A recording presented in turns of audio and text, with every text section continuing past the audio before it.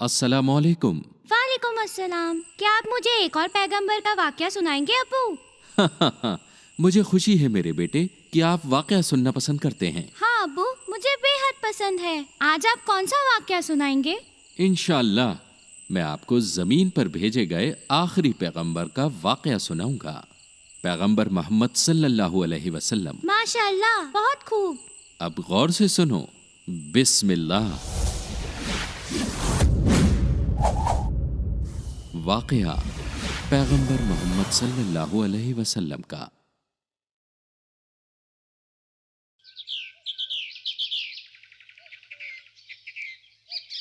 پیغمبر محمد صلی اللہ علیہ وسلم کی پیدائش عرب کے مکہ میں 12 ربیع الاول میں ہوئی۔ ان کی والدہ آمینہ زہرہ خاندان کے وہاب ابن عبد المناف کی بیٹی تھیں۔ ان کے والد عبداللہ عبد المطلب کے بیٹے تھے۔ ان کے اجدادوں میں پیغمبر ابراہیم علیہ السلام کے بیٹے اسماعیل سے ان کے نیک گھر کا پتہ چلتا تھا۔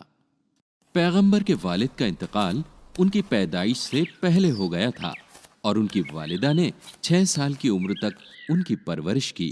جب پیغمبر 6 سال کے ہوئے تب ان کی ماں کا بھی انتقال ہو گیا، لہٰذا ان کے دادا عبد المطلب نے ان کی پرورش کی۔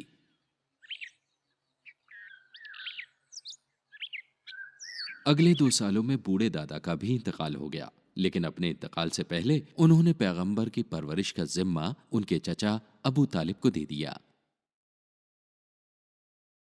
پیغمبر محمد ایک فرما بردار لڑکے کے روپ میں بڑے ہوئے۔ جب وہ 12 سال کے تھے وہ اپنے چچا ابو طالب کے ساتھ بصرہ کے سفر پر نکلے۔ انہوں نے صحرا میں کئی مہینوں تک سفر کیا۔ بصرہ میں ابو طالب نے پیغمبر کو بحیرہ سے مخاطب کروایا تو وہ پیغمبر سے بہت متاثر ہوا اور اس نے کہا، اس لڑکے کے ساتھ واپس لوٹ جائیں اور یہودیوں سے اس کی حفاظت کرنا۔ آپ کے بھتیجے کا مستقبل بہترین ہے۔ ابو طالب یہ نہیں سمجھ سکے کہ اس بزرگ وہاب کا کیا مطلب تھا۔ ان کا بھتیجا محض ایک چھوٹا بچہ تھا۔ انہوں نے بحیرہ کو شکریہ کہا اور مکہ لوٹائے۔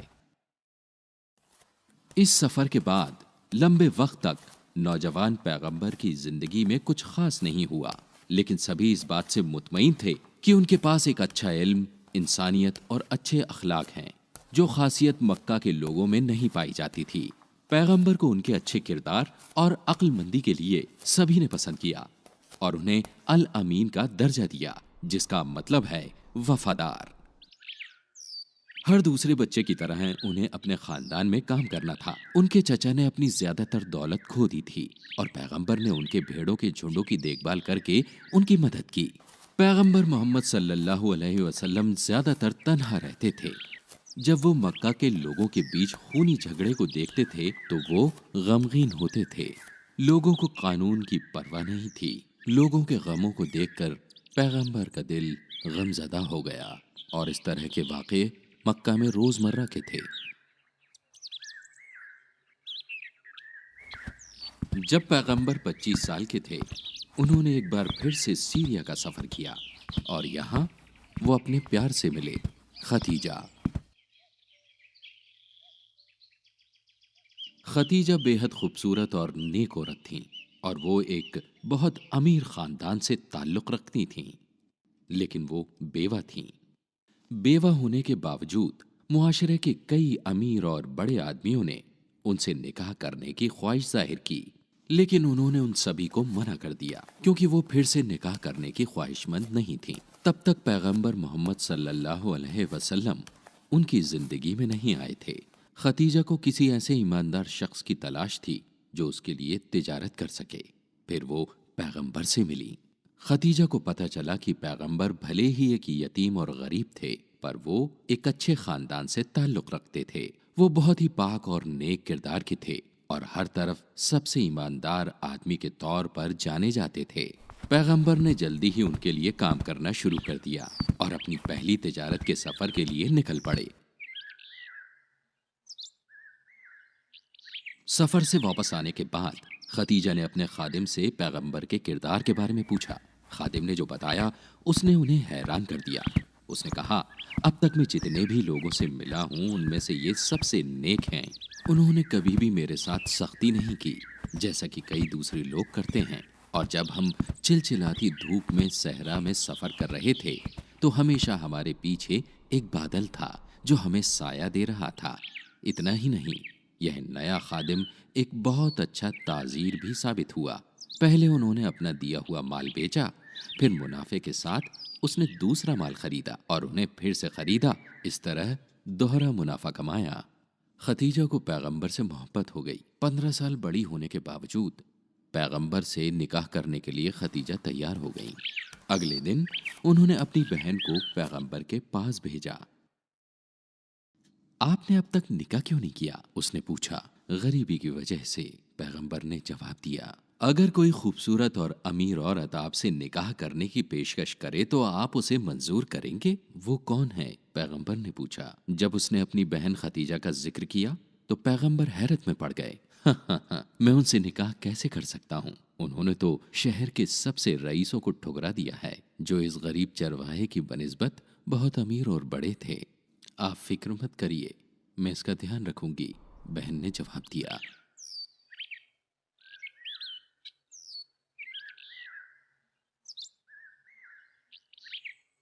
تھوڑے وقت کے بعد پیغمبر نے خدیجہ سے نکاح کیا۔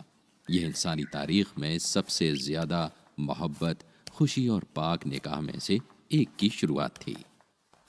اس نکاح نے انہیں ایک عورت کا پیار بھرا دل دیا جس نے یقین کو ان کے اندر زندہ رکھا، تب جبکہ کوئی آدمی ان پر یقین نہیں کرتا تھا۔ پیغمبر اس کے بعد کئی سالوں تک اچھی اور آرام کی زندگی جیتے رہے۔ جب پیغمبر 35 سال کے ہوئے تو انہوں نے اپنے فیصلے سے ایک تنازع کو سلجھا لیا جو مدعا پورے عرب کو جنگ کے قریب لے آیا تھا۔ یہ کعبہ کے ایک بار پھر سے تعمیر کا وقت تھا۔ ہر جماعت کے لوگ جو وہاں جمع ہوئے تھے وہ سب سے پاک کالے پتھر کو اٹھانا چاہتے تھے۔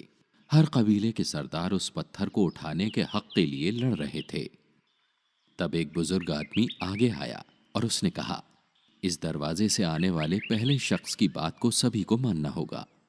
دروازے سے آنے والے پہلے آدمی کوئی اور نہیں بلکہ پیغمبر محمد صلی اللہ علیہ وسلم الامین تھے۔ الگ الگ قبیلے کے لوگوں نے ان سے مشورہ مانگا اور تب پیغمبر نے حکم دیا، پتھر کو کپڑے پر رکھیں۔ ہر قبیلے کو کپڑے کا ایک حصہ پکڑ کر پتھر اٹھانے کا شرف حاصل ہوگا۔ لوگ اس خیال سے متاثر ہو گئے اور پتھر اس طرح سے رکھا گیا اور کعبہ کی تعمیر کو بغیر کسی مداخلت کے پورا کیا گیا۔ اس وقت کے دوران عثمان ابن حویرث مکہ پہنچے تھے۔ انہوں نے سونے کا استعمال کر کے مکہ کے لوگوں کو متاثر کرنے کی کوشش کی اور رومن حکومت شروع کرنے کی کوشش کی، لیکن ان کی یہ کوشش ناکام رہی کیونکہ پیغمبر نے مکہ کے لوگوں کو سمجھائش دی۔ پیغمبر نے ہمیشہ غریبوں اور ضرورت مندوں کی مدد کی۔ ایسا کہا جاتا ہے کہ جب ان کے چچا ابو طالب برے وقت میں گھر گئے تو پیغمبر نے اپنے خود کی دولت کا استعمال کر کے ان کے سبھی قرضوں کو چکایا۔ پیغمبر نے اپنے چچا کے بیٹے علی کو تعلیم بھی دی اور انہیں بڑھاوا دیا۔ پیغمبر نے 1 سال بعد اپنے چچا کے بیٹے عقیل کو گود لیا۔ ماشاءاللہ، یہ تو کمال کا واقعہ تھا۔ مجھے خوشی ہے آپ کو واقعہ پسند آیا۔ پیغمبر کو اللہ کا بلاوا کب ملا ابو؟ یہ واقعہ میں آپ کو کل بتاؤں گا۔